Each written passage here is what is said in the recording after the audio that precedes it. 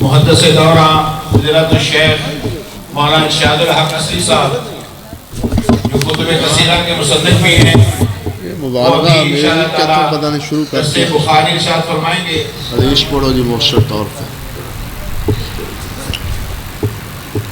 5:10 हो गया 10 मिनट अल्हम्दुलिल्लाहि ज़िल जबरूति वल मलकूति वल किब्रियाइ वल अज़्मा अल्हम्दुलिल्लाहिल्लज़ी ला यनाम वला यंबग़ी लहू अन यनाम वस्सलातु वस्सलामु अला मन ला नबिय्य बअदह व हुवा क़ाइदुल मुरसलीन व ख़ातमुन नबिय्यीन व रहमतुल लिल आलमीन व खलीलु रब्बिल आलमीन अस्सादिक़ु वल मस्दूक़ु वल अमीन मुहम्मद इब्न अब्दिल्लाहिल कुरशियुल हाशिमी व अला आलिहि व अस्हाबिहि अत्तय्यिबीन अत्ताहिरीन कुल्लमा ज़करहुमुज़्ज़ाकिरून वग़फ़ल अन ज़िक्रिहिमुल गाफ़िलून नक़ूलु वबिल्लाहि तौफ़ीक़ हद्दसना अब्दुल जब्बार इब्न अब्दिर्रहमान قال حدثنا الإمام الحمام المحدث أبو عبد الله محمد أعظم بن فضل الدين الجودلوي قال حدثنا حافظ الوحيين عبد المنان بن شرف الدين الوزيربادي قال حدثنا شيخ الكل السيد المحدث نزير حسين الدهلوي قال حدثنا الشام محمد إسحاق بن محمد أفضل العمري الدهلوي قال حدثنا الشام عبد العزيز بن أحمد الدهلوي قال عن أبيه أحمد المعروف بشاه ولي الله العمري الدهلوي قال حدثنا محمد بن إبراهيم الكردي المدني قال أخبرنا إبراهيم بن الحسن الكردي أن أحمد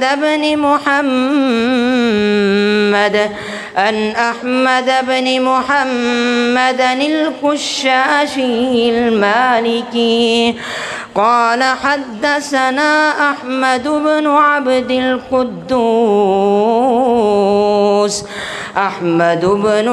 القدوس الشناوي قال حدثنا الشمس محمد بن أحمد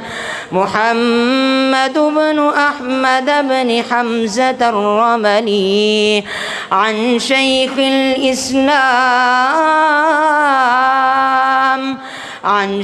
الإسلام زكريا بن محمد الأنصاري قال حدثنا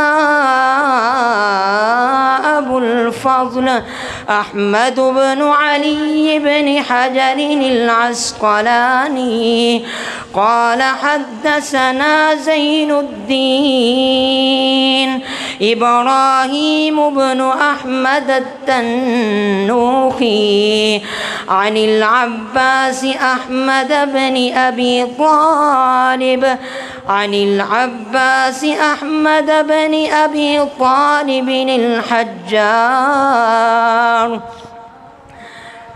قال حدثنا حسين بن المبارك الزبيدي الحنبلي قال حدثنا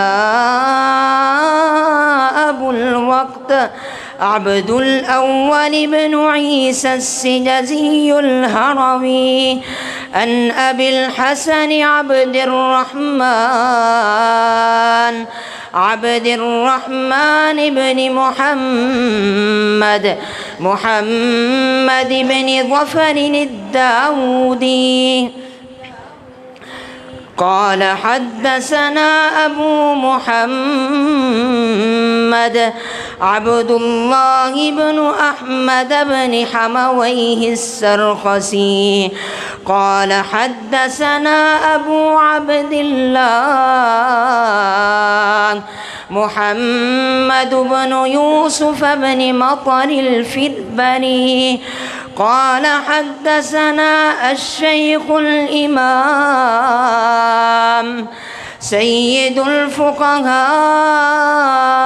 والمحدثين رئيس المتكلمين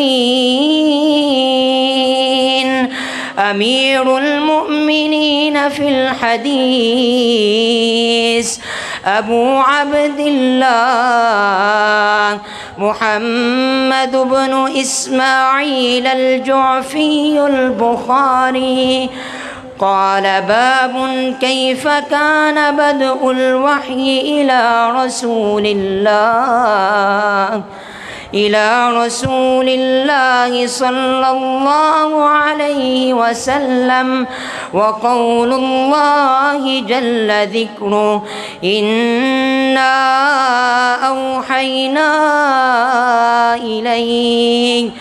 إليك كما أوحينا إلى نوح والنبيين من بعده إلى باب قول الله ونضع الموازين القسط ليوم القيامة وأن أعمال بني آدم وقولهم يوزن وقال مجاهد القسطاس العدل بالرومية ويقال القسط مصدر المقسط وهو العادل وأما القاسط فهو الجائز حدثنا أحمد بن إشكاب قال حدثنا محمد بن فضيل عن عمارة بن القعقاع عن أبي زرعة عن أبي هريرة رضي الله عنه قال قال النبي صلى الله عليه وسلم كلمتان حبيبتان إلى الرحمن خفيفتان على اللسان ثقيلتان في الميزان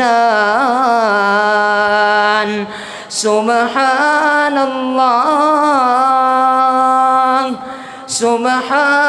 الله وبحمده سبحان الله العظيم. ما شاء الله.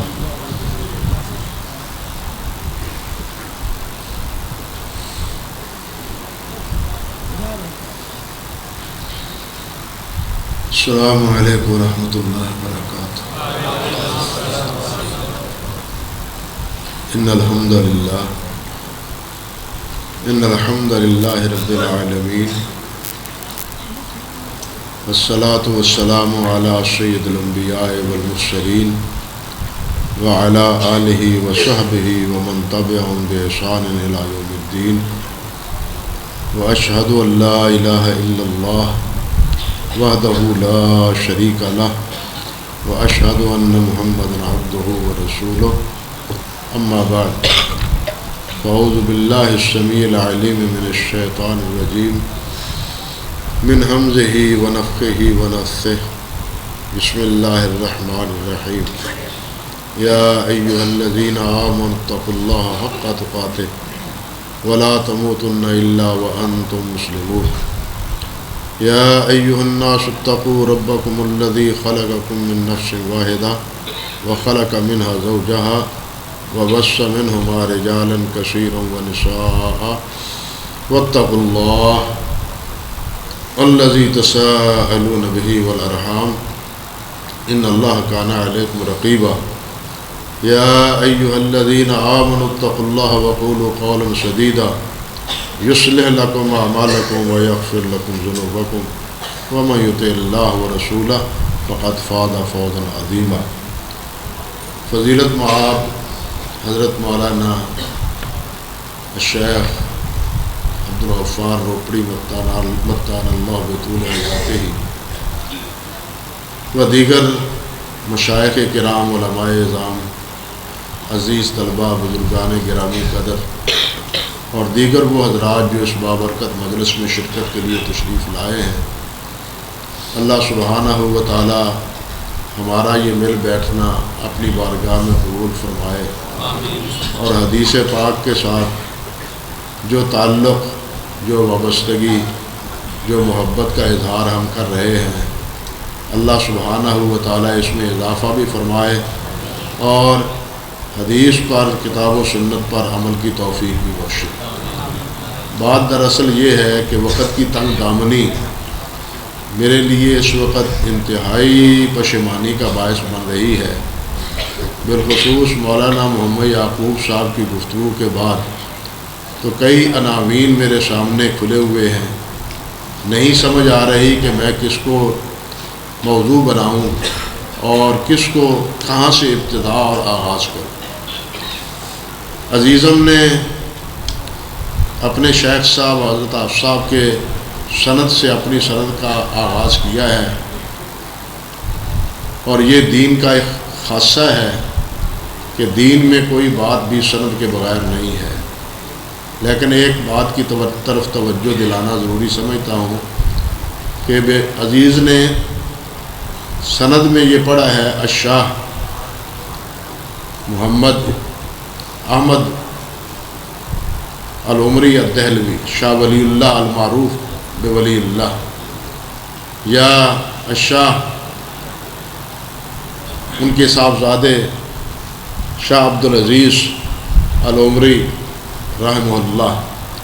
ہمارے ہاں شاہ کا اطلاق عموماً سید پر ہوتا ہے، شاید طالب علم ہمارے عزیز کو یہ معلوم ہو، وہ کہہ رہا ہے کہ وہ عمری ہے، شاہ عبدالعزیز ہوں یا شاہ ولی اللہ ہوں، یہ سادات خاندان کے سے تعلق نہیں رکھتے، یہ حضرت عمر فاروق رضی اللہ تعالیٰ عنہ کے ساتھ ان کا سلسلہ نسب جا کے ملتا ہے، تبھی انہیں عمری کہا جاتا ہے، بات سمجھے، انہیں تبھی عمری کہا جاتا ہے۔ اور الشاہ کا لقب جو ہے نا وہ اکرام اور اعزاز کے لیے، یہ خاندانی نسبت کے طور پر شاہ ولی اللہ کو، شاہ اسماعیل کو، یا اسی طرح شاہ عبدالعزیز کو، شاہ اسحاق کو، جو ہم شاہ اسحاق کہتے ہیں تو اس سے مراد یہ نہیں ہے کہ وہ نبی علیہ السلام کے خاندان سے تعلق رکھتے ہیں، بلکہ ان کا تعلق جو ہے وہ حضرت عمر فاروق رضی اللہ تعالیٰ عنہ کے ساتھ۔ شیخ صاحب یہاں یہ مسند ہے، جس کی مسند ہے، سچی بات ہے کہ اس مسند کی جو ہے نا لاج رکھنا یہ بہت مشکل ہے، بہت مشکل ہے، پورا کرنا تو بہت دور کا تصور ہے نا، اس کا دھندلا سا نشان باقی رکھنا میں سمجھتا ہوں وہ بھی ہم اگر رکھ لیں تو ہمارے لیے بڑا غنیمت ہے۔ حضرت مولانا حافظ عبداللہ صاحب روپڑی محدث رحمۃ اللہ علیہ کی یہ مسند ہے، آپ جانتے ہیں، اور حضرت حفص صاحب وہ شاگرد تھے حضرت مولانا عبداللہ غازی پوری رحمۃ اللہ علیہ کے۔ حضرت مولانا عبداللہ غازی پوری حنفی تھے، لیکن حضرت میاں صاحب رحمۃ اللہ علیہ سے پڑھنے کے بعد وہ اہل حدیث ہوئے، اور حضرت عبداللہ غازی پوری کا لقب استاذ الاساتذہ تھا، استاذ الاساتذہ تھا۔ اور میاں صاحب کے بعد حضرت میاں نذیر حسین رحمۃ اللہ علیہ کے بعد حدیث کا یا تعلیم کا سب سے بڑا حلقہ حضرت مولانا عبداللہ غازی پوری رحمۃ اللہ علیہ کا تھا۔ حضرت مولانا عبداللہ غازی پوری جس وقت اہل حدیث ہوئے تو ایک دفعہ مولانا عبدالحی لکھنوی رحمۃ اللہ علیہ کے ہاں پہنچے، تو مولانا عبدالحی لکھنوی رحمۃ اللہ علیہ نے یہ کہا کہ حافظ صاحب آپ نے بھی رفع الیدین کرنا شروع کر دی ہے۔ تو حافظ صاحب فرمانے لگے مولانا آپ بھی پوچھتے ہیں یہ بات فرمائی اور آپ دیدہ ہو گئے۔ اس پر حضرت مولانا عبدالحی لکھنوی خاموش ہو گئے۔ ہاں سمجھ گیا بات کچھ؟ یہ ان کے شاگرد تھے، اور ایک دور تھا کہ اہل حدیث امرتسر میں یہ بات لکھی تھی، حالانکہ اہل حدیث امرتسر میں اور تنظیم روپڑ میں آپس میں نزاع چلتا تھا، بعض علمی مسائل میں اختلاف تھا، لیکن اس میں یہ خبر آئی تھی کہ اگر حضرت مولانا عبداللہ غازی پوری رحمۃ اللہ علیہ کی کوئی نیابت کر رہا ہے تو کون کر رہا ہے؟ وہ حافظ عبداللہ محدث روپڑی رحمۃ اللہ علیہ۔ یہ ان کی مسند ہے، یہ ان کی مسند ہے حضرت حافظہ رحمۃ اللہ علیہ کی۔ بس دعا کرنی چاہیے کہ ان کی یہ مسند اسی طرح قائم دائم رہے۔ اللہ سبحانہ و تعالی ان کے اخلاص، ان کی للہیت، ان کے علم و فضل کی یہ جو بہار لگائی ہوئی ہے، اللہ سبحانہ و تعالی اسے بار آور فرمائے، اور یہاں سے اسی طرح فیض جاری رہے جس طرح کہ حفص سابق یہاں فیض جاری رہا ہے، اور وہ فیض جاری کر کے گئے ہیں اللہ کے فضل و کرم سے، تاکہ یہ ہمیشہ کے لیے ان کے لیے صدقہ جاریہ بنا رہے۔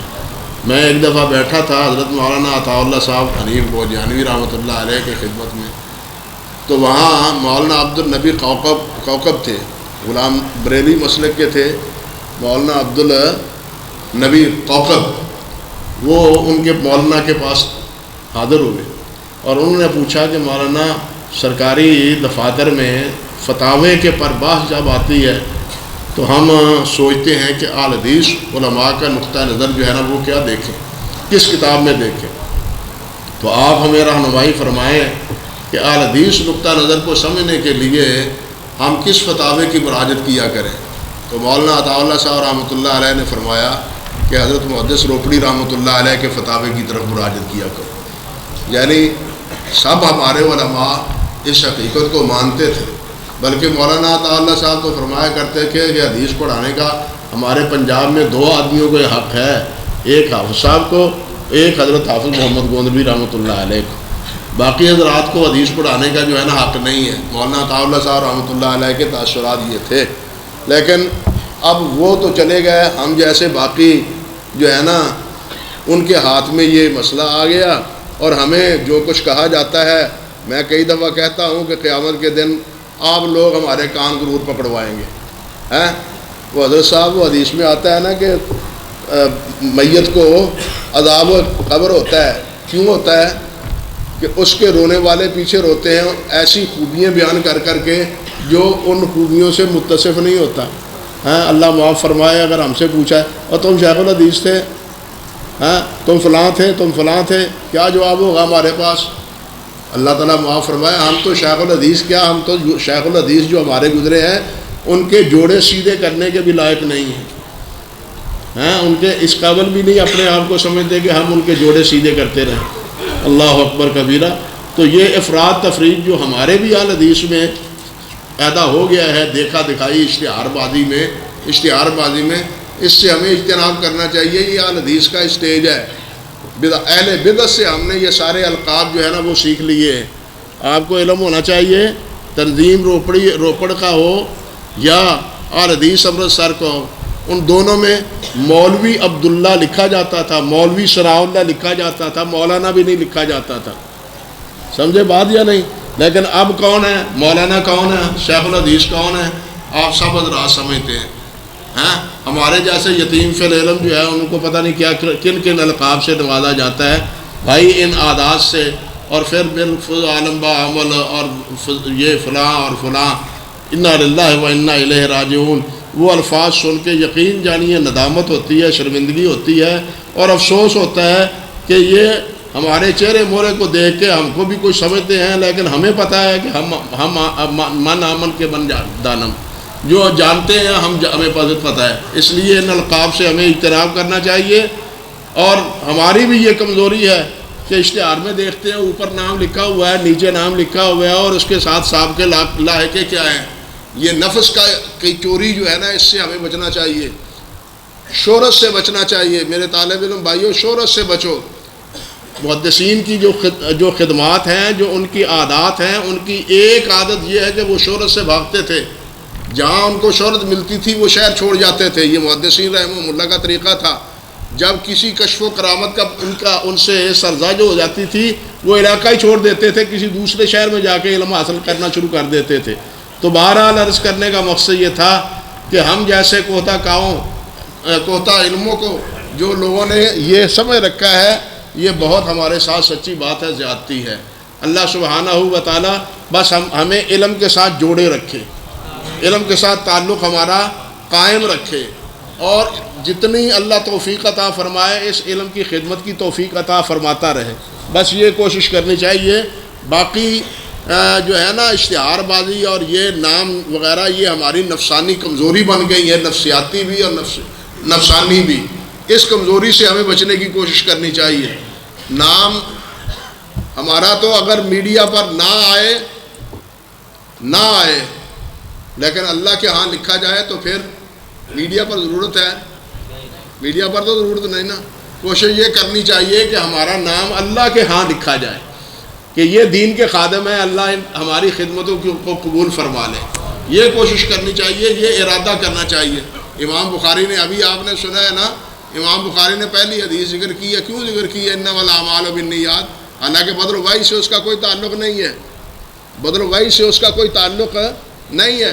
امام بخاری نے مقدمے کے طور پر یہ حدیث ذکر کی ہے انما الاعمال بالنیات، کہ اعمال کا دار و مدار جو ہے نا وہ نیتوں پر ہے.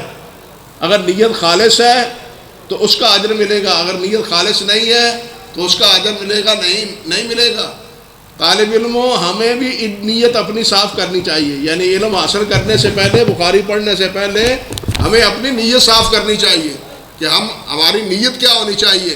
کیا نیت یہ ہماری ہے کہ ہمیں کسی مدرسے کا استاد بن جائے یا کسی مسجد کا خطیب بن جائے؟ یہ نیت اگر ہے روزینہ لگ جائے گا، ماہانہ تنخواہ ملتے جائے گی، گزارا دنیا کا ہوتا جائے گا. اگر یہ نیت ہے تو خسرت دنیا والآخرہ. نیت یہ کریں کہ اللہ ہمیں اس حدیث کی کتاب پر، قرآن مجید پر، اس پر عمل کرنے کی توفیق عطا فرمائے، اس کے مطابق اپنی زندگی بنانے کی ہمیں توفیق عطا فرمائے.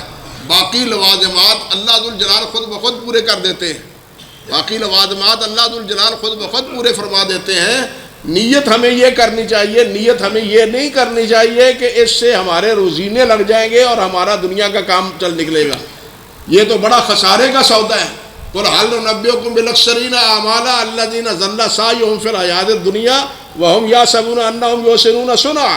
یہ تو پھر ہماری نیت جو ہے نا دنیا سے آگے تو بڑھی نہیں. اب دین کے نام پہ اگر دنیا طلب کی جائے تو اس سے خسارے کا سودا اور کیا بڑا ہوگا. اور دنیا کے نام پہ دنیا طلب کرنا یہ تو دنیا داروں کا کام ہے. اور اس سے بڑا خسارہ کیا ہے کہ دین کے نام پر دنیا طلب کی جائے، دین کے نام پر آخرت طلب کی جائے، دین کے نام پر آخرت طلب کی جائے، دین کے نام پر آخرت کو سنوارا جائے. دین کی بنیاد پر دنیا نہیں، دین کی بنیاد پر آخرت کو سنوارا جائے، اللہ کو راضی کرنے کی کوشش کی جائے. اللہ ہماری نیتوں کو صاف اور درست رکھے.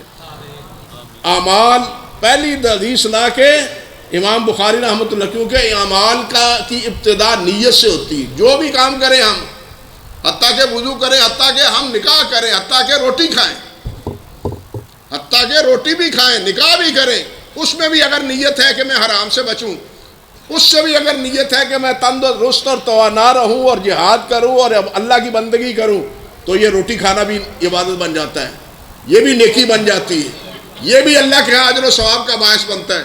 اور یہ تو آپ نے ابن ماجہ میں پڑھا ہی ہے کہ نکاح نصف الایمان نبی علیہ السلام نے فرمایا ہے، اس لیے کہ انسان حرام سے بچ جاتا ہے، حرام کردار سے بچ جاتا ہے، حرام نظر سے بچ جاتا ہے، اس کا اخلاق و کردار وہ سنور جاتا ہے نکاح کے نتیجے میں۔ نبی علیہ السلام کی تفصیلی روایات اس حوالے سے ثابت ہے۔ تو کہنے کا مقصد یہ ہے کہ ہر عمل، اس میں یہ نہیں کہ عبادات ہی، نماز ہی ہے، روزہ ہی ہے، حج ہے، زکوٰۃ ہے، نہیں، ہر عمل، دنیا کا عمل ہو یا آخرت کا، جس نکاح دنیا کا عمل ہی لوگ سمجھتے ہیں نا، جب وہ نیکی بن سکتا ہے، جب وہ نیکی کھانا کھایا ہوا وہ نیکی بن سکتا ہے، یہ پانی پیا ہوا یہ نیکی بن سکتا ہے اپنے نیت کی وجہ سے، تو پھر جناب آپ مجھے بتلائیں عبادات کا کیا درجہ اور کیا مقام اور کیا حیثیت ہوگا، کیا درجہ ہوگا۔ اس لیے ہر عمل کے لیے ابتدا کس چیز کی ہے؟ نیت سے ہے۔ اور آخری باب جو ہے نا وہ امام بخاری نے جس طرح پڑھا ہے، وہ نضع الموازین القسط لیوم القیامہ، قیامت کے دن وزن اعمال کا ہے۔ انسان عمل کرتا ہے اور اس عمل کی ابتدا کیا ہے؟ نیت ہے، اور ان نیتوں کے ساتھ کیے ہوئے اعمال کا انجام بالآخر کیا ہے؟ قیامت میں وزن اعمال ہے، آخر میں کیا ہے؟ وزن اعمال ہے۔ وزن اعمال کے بعد انسان یا جہنم رسید ہوگا یا جنت چلا جائے گا، یا جہنم رسید ہوگا یا جنت جائے گا۔ اما من خفت موازینہ فہو فی عیشۃ راضیہ واما من ثقلت موازینہ فہو فی عیشۃ راضیہ واما من خفت موازینہ فہو فی فامہ ہاویہ۔ جس کے اعمال نیکی کے بڑھ جائیں گے اللہ سبحانہ و تعالیٰ اسے جنت بھیج دے گے۔ اللہ ہمیں ان خوش نصیبوں میں فرمائے۔ بلکہ میں عرض کروں مولا کریم ہمیں تو ان میں سے لکھ دے اپنی مہربانی سے جن کو بغیر حساب کتاب کے تو نے جنت میں بھیجنا ہے۔ نبی علیہ السلام نے فرمایا نا میری امت کے 70,000 کیا ہے وہ بغیر حساب کے جنت جائیں گے۔ قیامت میں بھی سب سے پہلے حساب ہے، قیامت میں سب سے پہلے حساب کتاب ہے، اس کے بعد وزن اعمال ہے، اس کے بعد فیصلے ہیں، حساب کتاب پوچھا جائے گا۔ سب سے پہلے یہ مسئلہ ہے، حتیٰ کہ پہلے حیوانات کا حساب ہے، انسانوں سے پہلے بھی حیوانات کا، کیونکہ وہ یوم الدین ہے، وہ یوم انصاف ہے، وہ انسانوں کو اور جنوں کو انصاف نہیں بلکہ حیوانوں کو بھی انصاف ملے گا۔ نبی علیہ السلام کی حدیث آپ نے پڑھی ہوگی کہ اگر ایک سینگوں والی بکری نے ایسی بکری کو مارا جس کے سینگ نہیں ہے تو قیامت کے دن اللہ ذوالجلال اس بکری کو سینگ دے گا جس کو سینگ نہیں تھے۔ وہ اس کو کہا جائے گا جتنا اس نے دنیا میں تمہیں مارا ہے تم بھی اس کا بدلہ لے لو، یہ بدلہ لے لو۔ نبی علیہ السلام نے اسی لیے انسان کو فرمایا ہے کہ لوگوں اپنے حساب کتاب معاملات یہی درست کر لو، قیامت کے دن نہ اموال ہوں گے، نہ کچھ پوچھنے والا، نہ کوئی بتلانے والا ہوگا، یہی پوچھ لو۔ اور وہ حدیث معروف ہے جس میں آپ نے پوچھا کہ میری امت کے مسکین کون ہے، مسکین کون ہے میری امت کے؟ صحابہ کرام نے عرض کیا کہ ہم تو سمجھتے ہیں مسکین وہ ہے جن کے پاس روپائی پیسہ نہیں ہے اور ان کو کوئی پوچھتا نہیں۔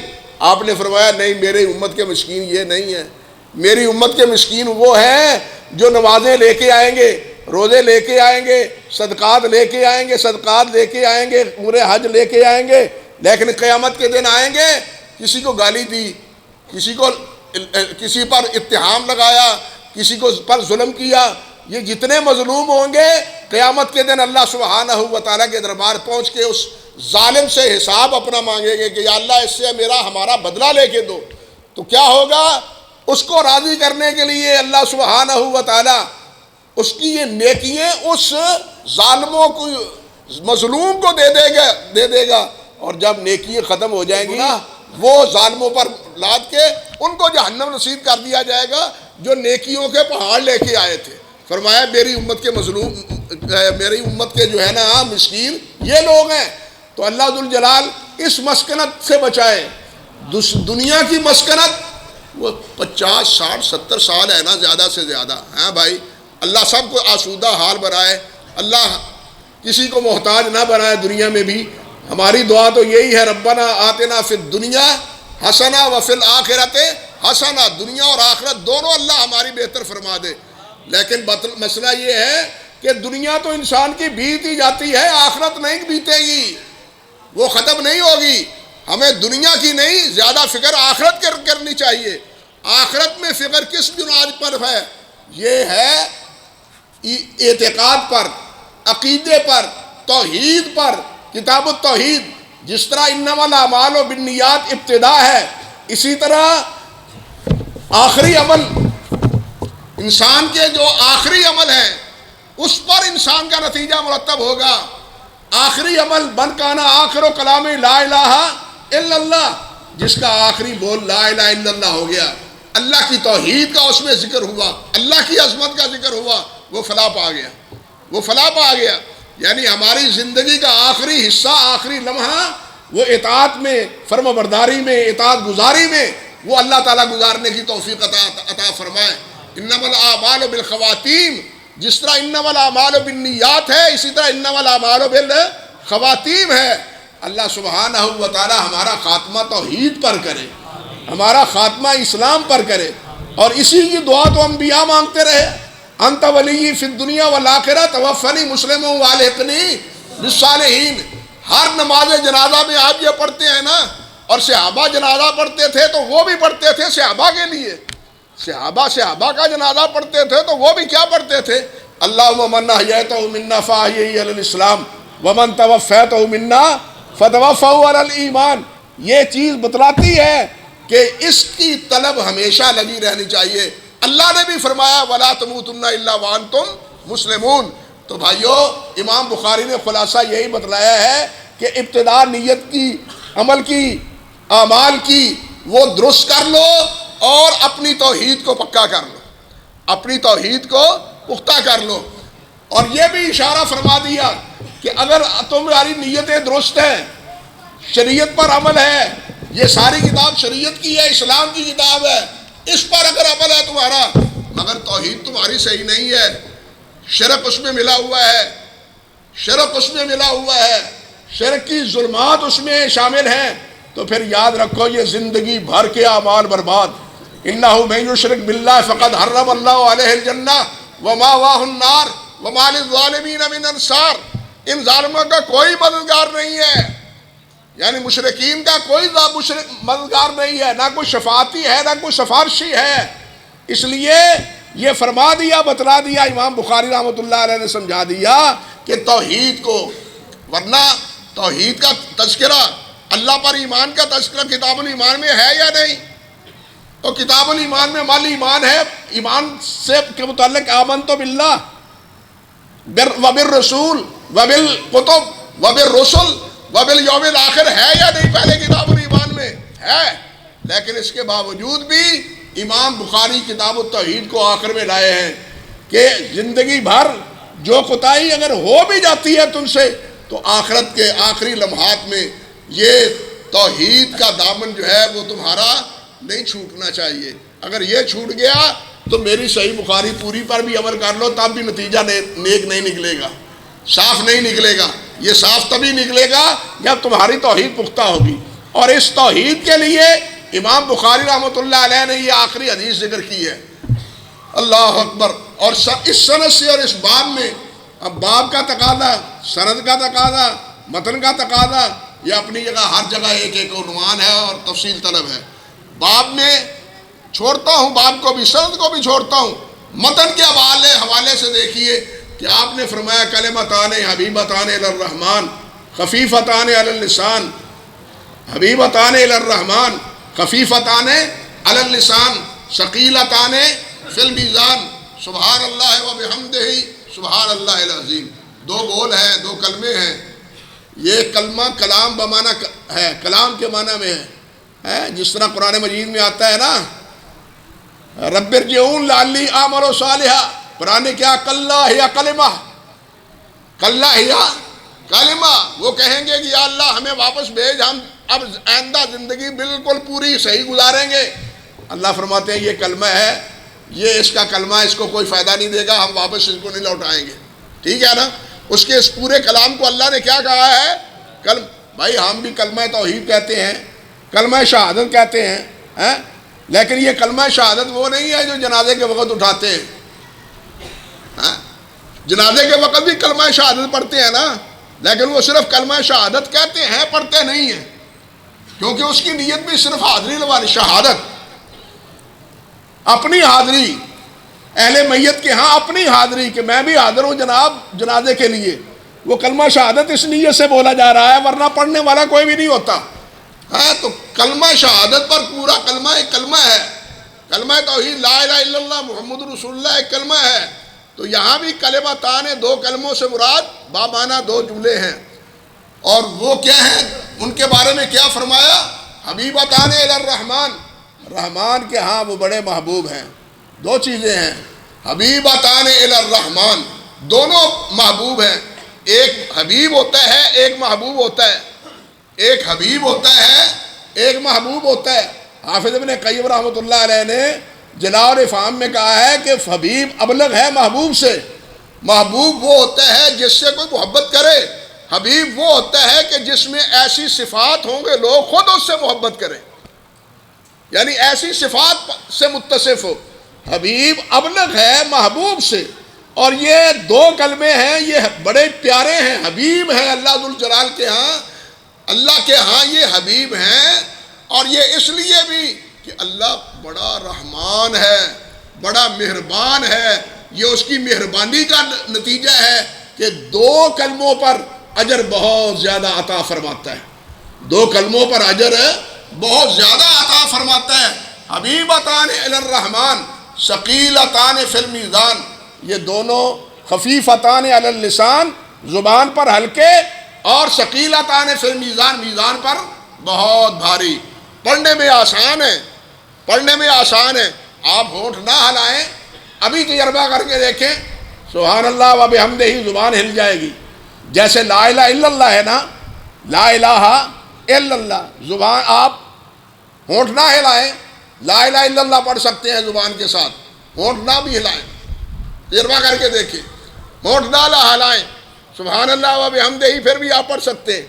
یہ دونوں کلمے بالکل اسی طرح کے ہیں کہ دونوں کلمے پڑھنے میں بڑے آسان ہیں، لیکن ثقیلتان فی المیزان، میزان میں بہت وزنی ہیں، بہت بھاری ہیں۔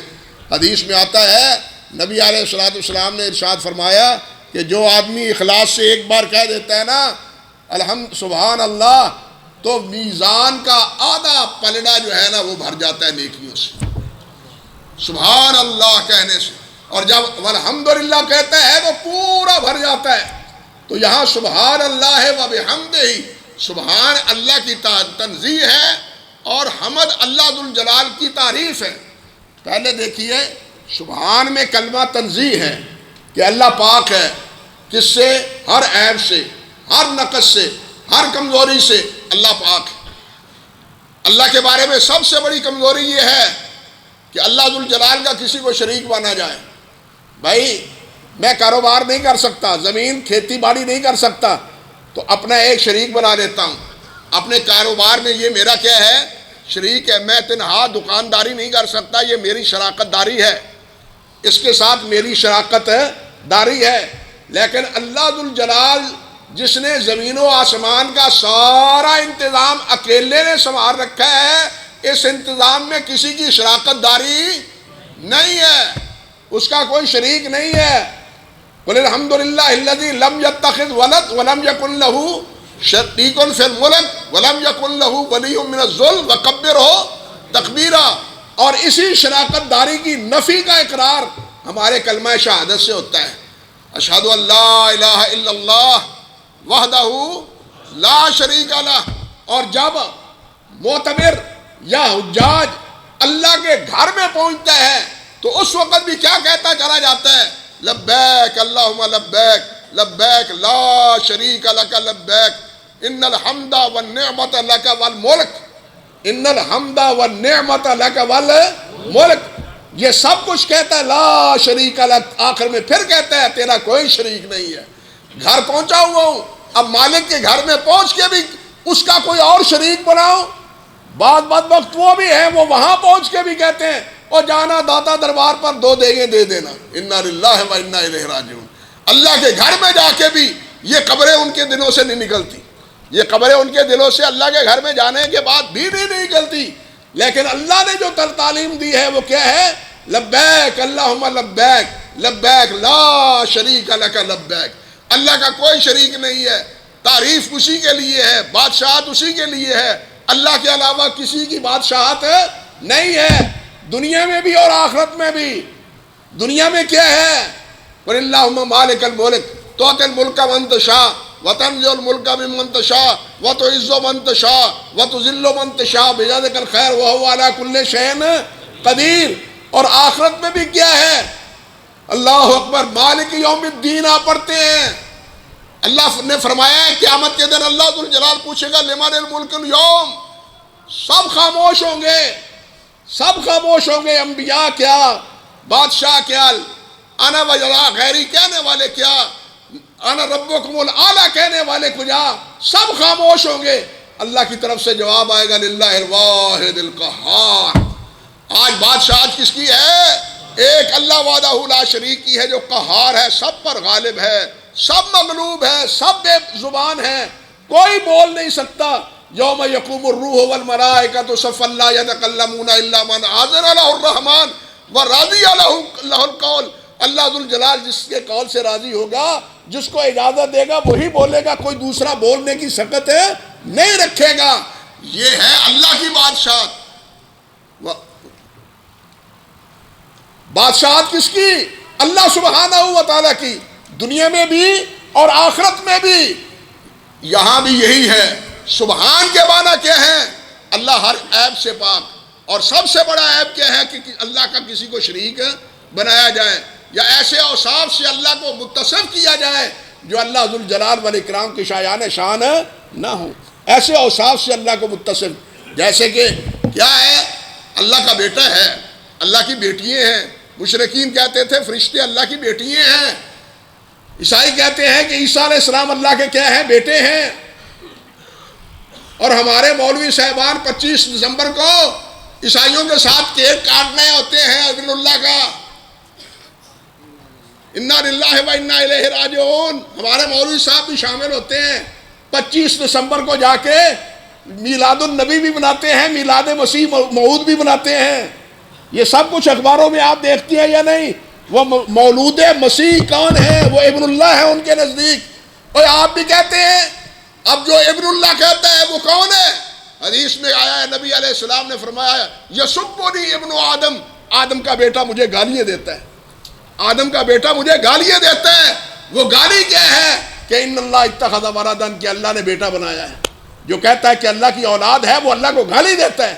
اور ہم جناب کیا مسیح مولود کی مسیح علیہ السلام کی یوم میلاد مناتے ہیں۔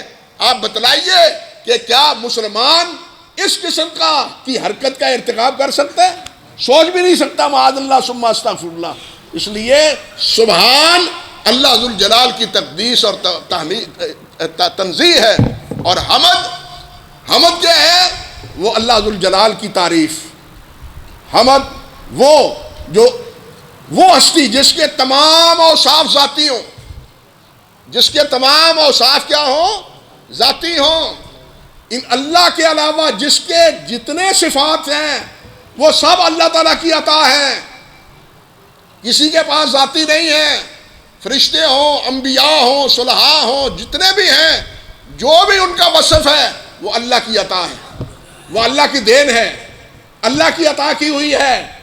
یہ جو بات ایک آدمی نے کہا، ایک صاحب نے کہا کہ نبی علیہ السلام کی حیات وہ ذاتی تھی، معاذ اللہ ثم استغفر اللہ، نبی علیہ السلام فوت نہیں ہوئے، آپ کی حیات ذاتی تھی۔